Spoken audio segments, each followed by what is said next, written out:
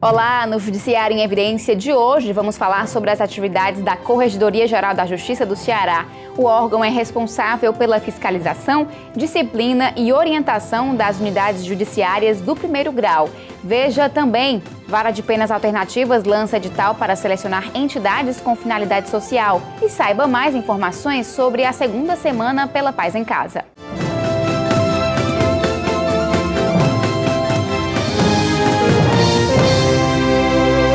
Entidades públicas ou privadas com finalidade social podem inscrever projetos para receber recursos das penas pecuniárias.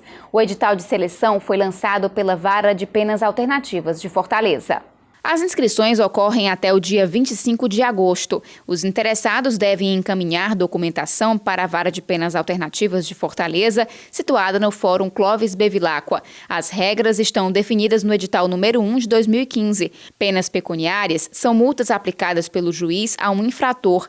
Os recursos podem ser revertidos a entidades com fins sociais. Em Fortaleza, a aplicação das verbas foi disciplinada pela titular da Vara de Penas Alternativas, juíza Maria das Graças Quental. A magistrada também conta com o apoio de equipe de psicólogos e assistentes sociais. São desenvolvidas palestras educativas, orientações e eles também desenvolvem a prestação de serviço à comunidade. Então, esse trabalho tem sido de muita importância para a vara e também para os apenados, aqueles que cumprem pena.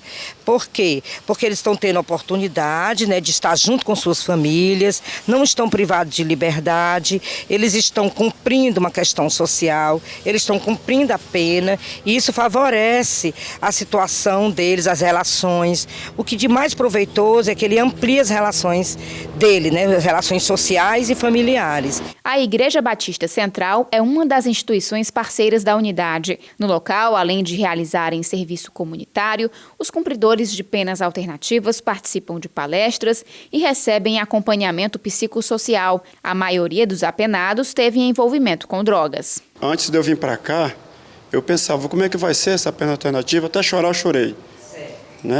E no momento que eu comecei a participar da pena alternativa, a minha vida tem mudado.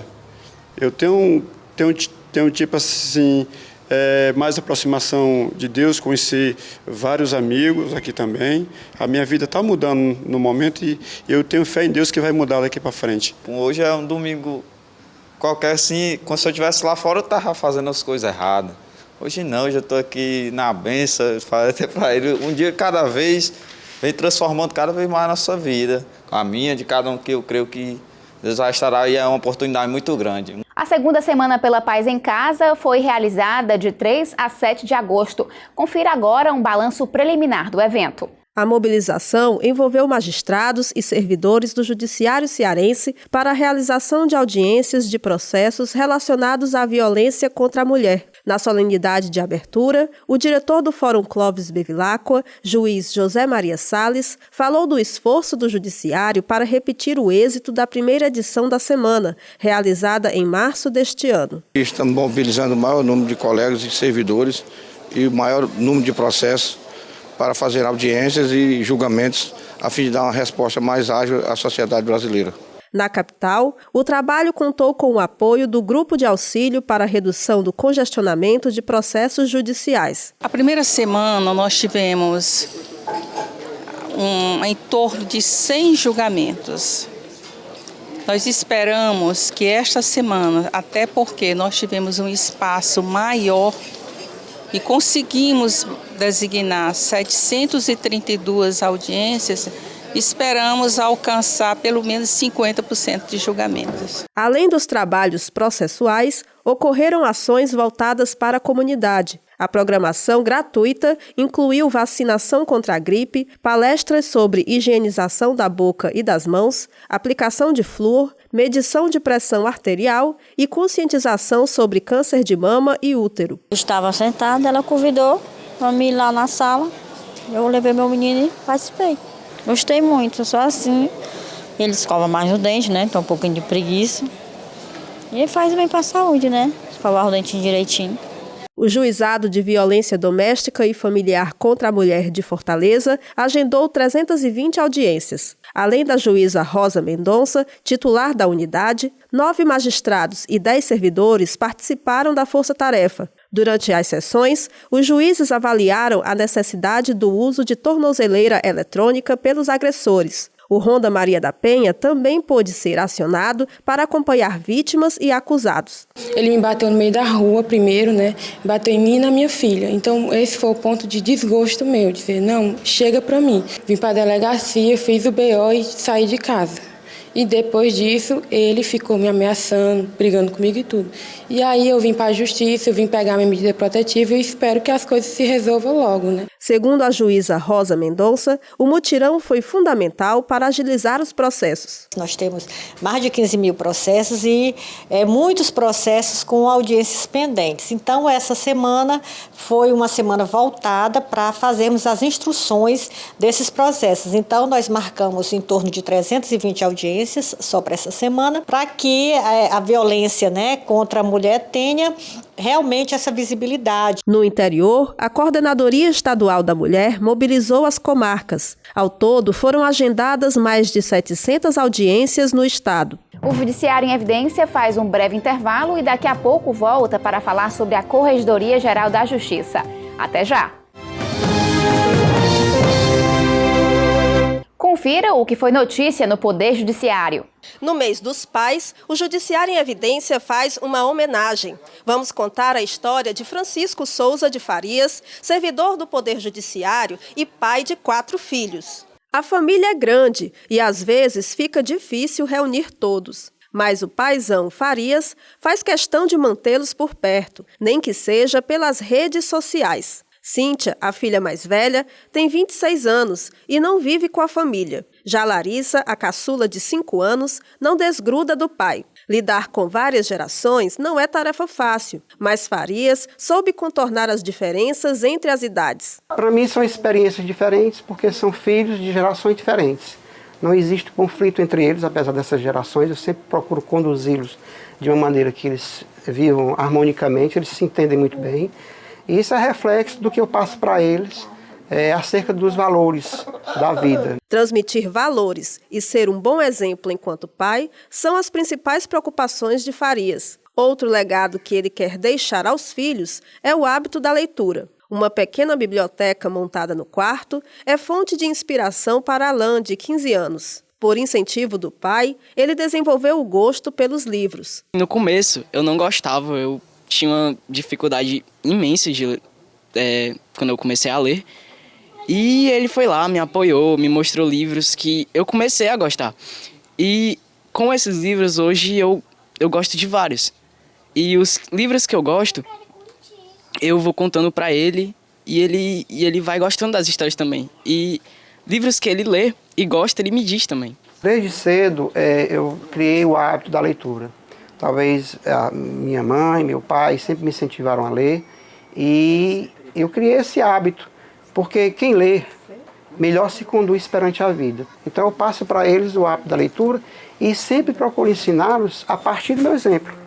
Eu não peço para eles lerem se eu não leio, eles me veem lendo e isso é estimulante e está dando certo, Conciliar trabalho e família nunca foi problema para este servidor com 20 anos de carreira. Quando encerra o expediente no setor de recursos criminais do TJCE, Farias assume uma nova jornada, ajudando nas tarefas de casa. Para ele, é muito importante ser um pai presente. Luciana Cavalcante concorda. Para ela, o marido é um pai dedicado e participativo. Ele acompanha a Larissa, conta historinha, faz aquele papel que a mãe, que eu já faço, mas que ele complementa como pai.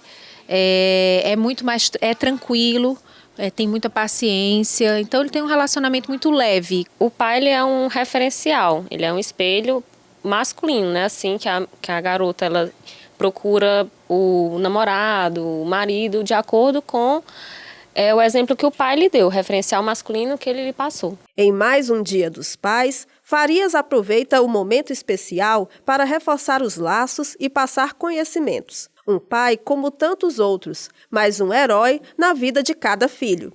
Por que você gosta do papai? Porque ele é muito lindo. A Corregedoria Geral da Justiça é responsável pela fiscalização, disciplina e orientação administrativa da Justiça de primeiro grau. O objetivo é garantir a eficiência dos serviços prestados à sociedade. No programa de hoje, vamos mostrar o trabalho realizado pelo órgão, que também desenvolve projetos de interesse social, como o Pai Presente. Nosso convidado é o Corregedor-Geral da Justiça do Estado, desembargador Lincoln Araújo. Seja bem-vindo. Pois não, muito obrigado. Desembargador, entre as ações desenvolvidas pela Corregedoria estão as correições e inspeções. O que são? Eu tenho observado que na prática quase que se confunde a correição com a inspeção, porque tem o mesmo objetivo de fiscalizar e de corrigir e de orientar os serviços judiciários. Mas, no fundo, na verdade, há certas distinções. Se há alguns pontos de coincidência, há também uns pontos de divergência, de distinção formais. A inspeção é um trabalho de fiscalização de atividades corriqueiras, uma rotina diária, um trabalho desenvolvido pelos juízes corregedores auxiliares da Corregedoria e, geralmente, procura melhorar os serviços junto às secretarias do juízo, junto aos cartórios e junto às atividades extrajudiciais. Enquanto que as correições parece que é mais intensa. Ela tem uma abrangência maior do que as inspeções. Ela é determinada por uma portaria do corregedor e é anunciada através de um edital. Pode ser uma correição geral e pode ser uma correição parcial, envolvendo uma vara ou várias, ou a totalidade dos trabalhos judiciários da comarca. E, desembargador, quantas correições e inspeções a Corregedoria realizou no primeiro semestre? Em números do primeiro semestre, nós consideramos que fizemos 68 inspeções nos cartórios e fizemos 67 inspeções nas unidades judiciárias. E fizemos uma correição extraordinária parcial na comarca de Acaraú, por determinação da Corregedoria Nacional do CNJ. As inspeções ocorrem, então, com mais frequência do que as correições? Sim, as inspeções, por ser um trabalho mais fácil de ser desenvolvido, ocorrem com mais frequência. E como tem sido o trabalho desenvolvido pelos juízes e auditores nas unidades judiciais e também nos cartórios? Nas atividades judiciais, eu tenho tido, graças a Deus, a colaboração de uma equipe valorosa desenvolvendo os trabalhos de correção e de inspeção. Estamos conseguindo manter um padrão que havia na gestão anterior. Os juízes competentes, interessados e eficientes. Eles têm desenvolvido um trabalho com uma metodologia moderna e atuante. Nessa atividade, eles procuram verificar o número de processos encerrados, os processos que estão em andamento, as audiências realizadas e procurando aperfeiçoar e aprimorar a prestação jurisdicional.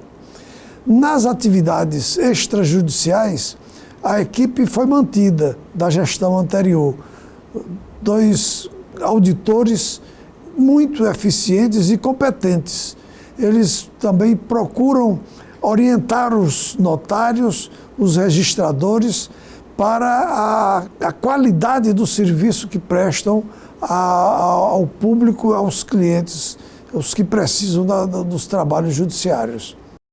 Desembargador, um dos projetos desenvolvidos pela Corregedoria é o Pai Presente, que ajuda pessoas a terem o nome do pai na certidão de nascimento. Como é realizado esse trabalho? Esse trabalho é realizado por um processo muito simples. É que se utilizam os dados oferecidos pelo censo escolar, que encaminha essa realidade para o CNJ. O CNJ envia essa comunicação para a Corregedoria Nacional, que encaminha, por sua vez, para as corregedorias estaduais. As corregedorias estaduais, por exemplo, que distribuem para as unidades judiciárias. Aqui em Fortaleza, por exemplo, essas informações são transmitidas para a vara dos registros públicos, para a vara da infância e da juventude e também para as varas de família, basicamente. E essas unidades judiciárias, então, convocam os pais para que venham a juízo dizer se concordam ou não com o reconhecimento paternal. Se eles concordam, reconhecem a paternidade, então é feito o registro imediatamente. Quando não concordam ou quando tem alguma dúvida, alguma incerteza, então eles são chamados a fazerem o exame de DNA ou então fazer o início de uma ação de investigação de paternidade. Quantas pessoas e quantos municípios foram beneficiados com esse projeto? Esse projeto alcança todas as comarcas do estado do Ceará e todos os municípios.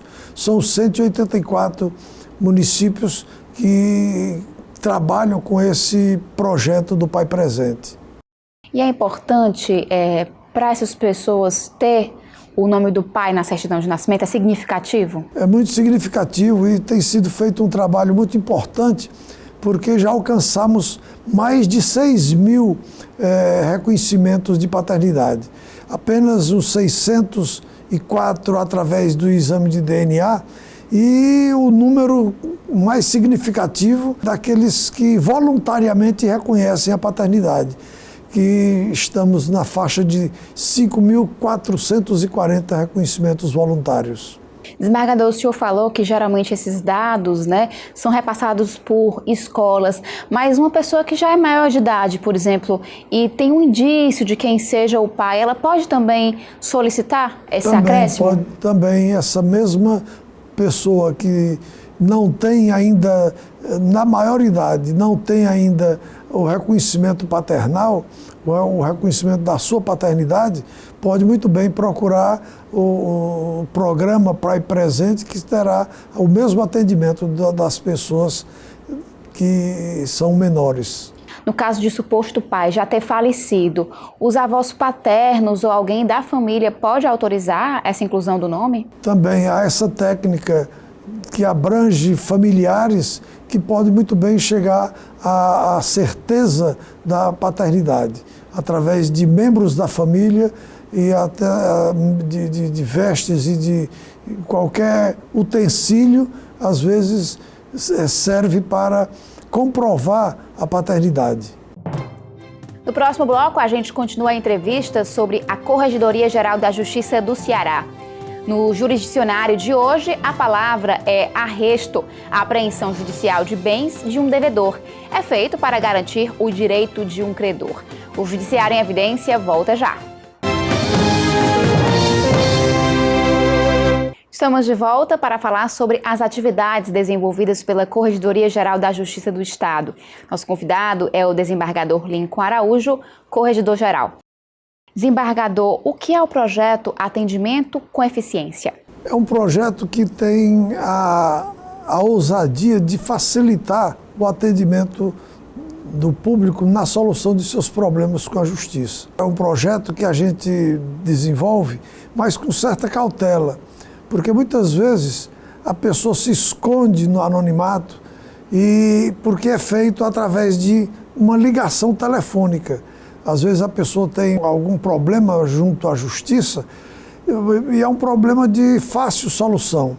Então, em vez de se deslocar de casa e para o judiciário resolver essa situação, muitas vezes basta uma ligação telefônica para que esse projeto do atendimento eficiente possa ser resolvido através de uma simples ligação telefônica. E para qual número a população deve ligar? Há um telefone disponível na Corregedoria, que é o telefone 3207-7154. Esse telefone atende ao público exatamente para a solução de certos problemas mínimos, insignificantes até, mas que facilita a vida das pessoas na solução de seus problemas junto ao judiciário. Uma pessoa que tem algum problema, por exemplo, com um juiz, está numa comarca do interior, ela pode fazer essa reclamação, ligar? Pode. Muitas vezes até se resolvem as coisas no mesmo dia, por causa da facilidade do atendimento. No interior se resolve muitas coisas através de uma simples ligação telefônica. Não precisa a pessoa se deslocar de sua casa, do seu trabalho, para ir atrás de uma solução bem simples. Desembargador, que outros projetos a Corregedoria desenvolve em benefício da população? A Corregedoria desenvolve um projeto de política institucional que estabelece que aquelas prestações pecuniárias que são arrecadadas através da aplicação de punição em substituição ao cumprimento de pena de prisão e a suspensão condicional do processo ou mesmo na transação penal, que se coloque essas prestações pecuniárias numa conta vinculada ao juiz da execução. Há também o projeto da erradicação do subregistro civil. Esse trabalho é feito junto com uma interligação informatizada que tem entre os cartórios e as maternidades. Isso proporciona que os menores, quando eles receberem alta hospitalar ou alta da maternidade, já possam ostentar a sua certidão de nascimento. É exatamente para facilitar esse reconhecimento imediato da paternidade. E, desembargador, o senhor instituiu o grupo de trabalho para elaborar o Manual de Procedimentos Internos da Corregedoria. Qual o objetivo desse manual e quando ficará pronto? O objetivo primordial desse manual é facilitar o desenvolvimento das atividades internas da Corregedoria. Muitas vezes um processo tem uma tramitação errada e esse manual serviria exatamente para evitar esses equívocos. Era como se fosse um código de processo, dizendo o que é que deve ser feito em determinadas situações, exatamente para melhorar o rendimento do trabalho dos servidores. Eu acredito que em 2 meses esse projeto já estará sendo editado. Desembargador, no ano passado foi feita a atualização do Código de Normas dos Cartórios. No que consiste esse código? Esse código é mais ou menos, precisamente, uma orientação para os cartórios e para os notários e registradores no desenvolvimento das suas atividades. Tem uma importância muito grande, porque eles podem agora estar sabendo e desenvolvendo a sua atividade visando a uns benefícios trazidos pela legislação. Por exemplo, eles podem agora lavrar escrituras de união estável homoafetivas. Estão podendo desenvolver um trabalho de conciliação e mediação nas suas atividades cartorárias. Isso são basicamente 2 importantes atividades que esse código trouxe, inclusive fazendo com que os clientes, as pessoas que necessitam dos trabalhos cartorários, sejam atendidos num prazo máximo de 30 minutos. Desembargador, o senhor afirmou que a população pode entrar em contato com a corregedoria, inclusive através daquele atendimento com eficiência. No caso de algum problema com cartório, a corregedoria também deve ser acionada? Também. Há uma orientação do CNJ para que as questões relacionadas com os serventuários sejam tomadas pelo conhecimento do juiz corregedor permanente, que é o juiz da comarca. Mas também a corregedoria também toma conhecimento dessas situações e provoca uma manifestação do cartorário que se justifica e depois se dá uma solução para o problema. Desembargador, que serviços estão disponíveis no portal da corregedoria? Para o público em geral, está disponível o peticionamento eletrônico, através desse sistema, que são para os processos digitais exclusivamente, se faz uma distribuição da petição diretamente para o local da sua competência. E também para os notários, ao relacionamento entre os notários e a corregedoria, ao programa PEX, Portal Extrajudicial Digital. É um portal que permite que os cartórios entrem direto em contato com a corregedoria? E tomem conhecimento das portarias, dos outros cartórios, dos atos normativos que sejam interessantes ao desenvolvimento de suas atividades. Eu conversei com o desembargador Lincoln Araújo, corregedor-geral da Justiça do Ceará. Obrigada pela presença. Obrigado. O Judiciário em Evidência fica por aqui. Você pode saber mais notícias sobre o Poder Judiciário no site www.tjce.jus.br. Acesse também o nosso Facebook, TJCE Oficial. Obrigada pela companhia. A gente volta a se encontrar na semana que vem.